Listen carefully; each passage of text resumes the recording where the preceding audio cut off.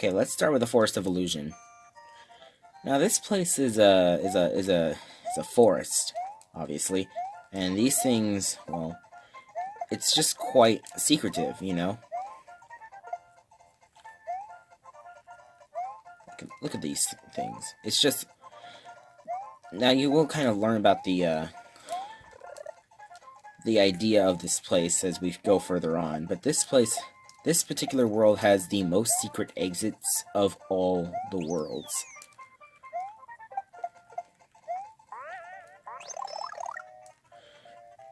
Because you know, it's supposed to be like a very scary forest, a winding forest, like the ones that you would probably get lost in as a kid.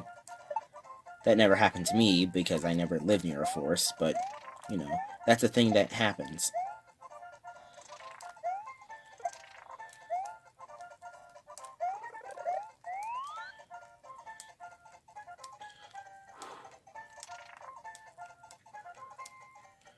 Okay, secret exit. But since I'm getting all 96 exits, I need to get all the different secret exits as well as the normal exits. Even though that if you do nothing but find normal exits, you just go in a circle, and it's also really slow. So we're just gonna just breeze past this right now because you know there's quite a lot of stuff to deal with.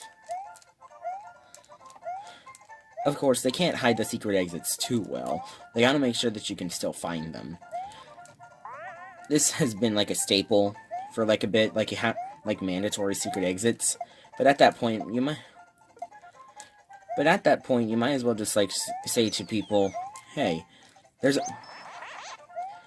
Well, I guess in a game design kind of perspective, you kind of want to have that happen because you know, if the whole point of your game is about finding secrets and doing a lot of stuff, and that this world is a lot bigger. This world's a lot bigger than all the other worlds that you're used to playing within your games. You know, it's just one of those things. I don't know what those things are. I'm kind of speaking without thinking anyway. Okay, here we go. It's basically it's a mandatory secret exit because they want to make sure that you know the premise of secret exits. That the premise of secret exits. New Soup Wii does this. I'm sure that a lot of other games do this as well. Mandatory secret exits. Though that kind of kills the idea of because that there really shouldn't be a thing as a mandatory secret exit. But I guess it's like fine. I guess if it's an obvious secret exit, then the secretness of the exit just kind of just gets ruined. You know, like if it's really obvious. That kind of thing kind of makes sense.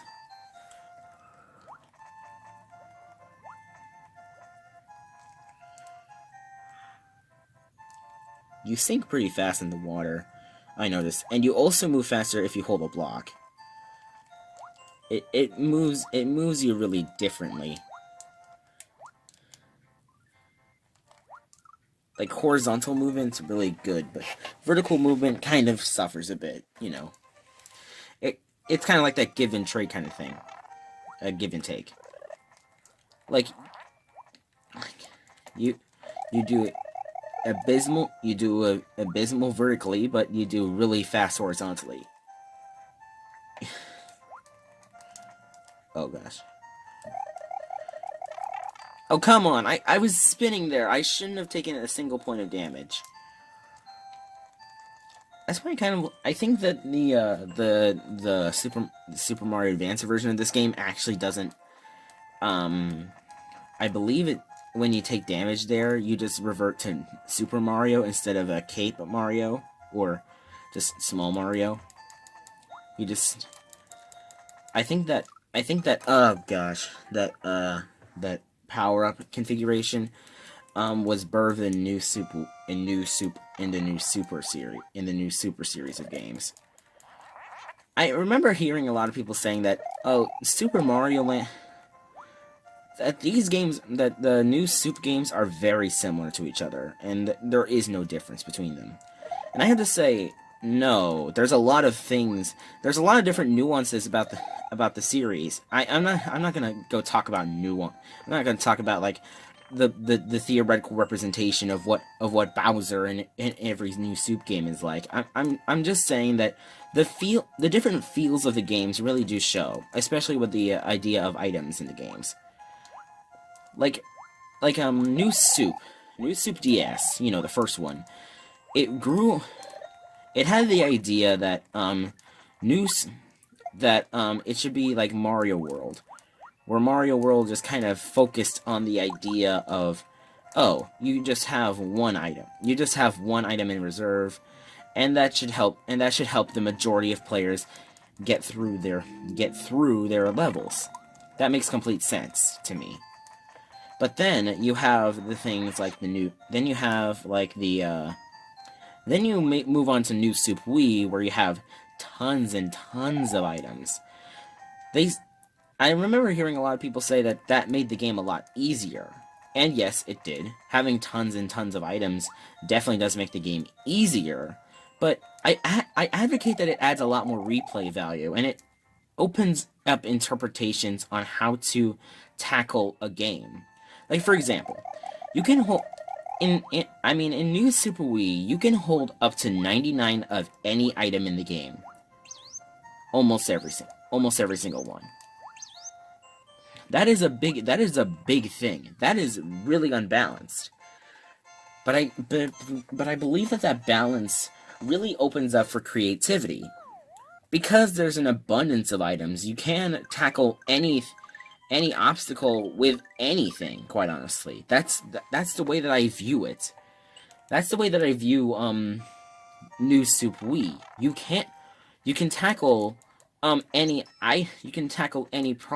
level with any item without any fear of, oh, if I use this, I'm going to lose it. Or if you just feel uncomfortable, you could just use a normal mushroom. Of course, the mushrooms are quite plentiful, and that's kind of the way I like it, because it gives you more space. It gives you more space to experiment and try new things. I feel like that's a good thing. It's not that I like the games easier. It's that I like the games to have a lot more experimentation, because I can experiment with the mini mushroom, because I can have up to 99 mini mushrooms in my inventory at once. That's a big thing. That's a lot of items. But I like having that abundance of items, because it allows me to understand, that it allows me to critically think about my surroundings and how I can tackle it. Or I could just do something stupid, like I could tackle something with the penguin suit, or the ice flower, or the propeller suit, or the mini mushroom. Those are options. Those are options that I have, and I think that's a good thing. I think that's a good thing to have in your platformers.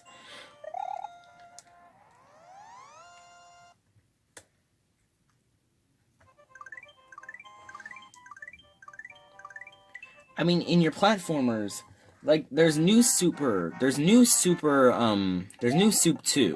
Now, the thing about New Soup 2 is that I do not like New Soup 2, Sam I Am. The problem with New Soup 2 is that I like New Soup 2. New Soup 2 is a good game. It's just that it's very, very similar to Wii, so people don't give it the love that it deserves, because, well, it kind of looks like Wii. Though I would argue that New Soup Wii is very different to New Soup U.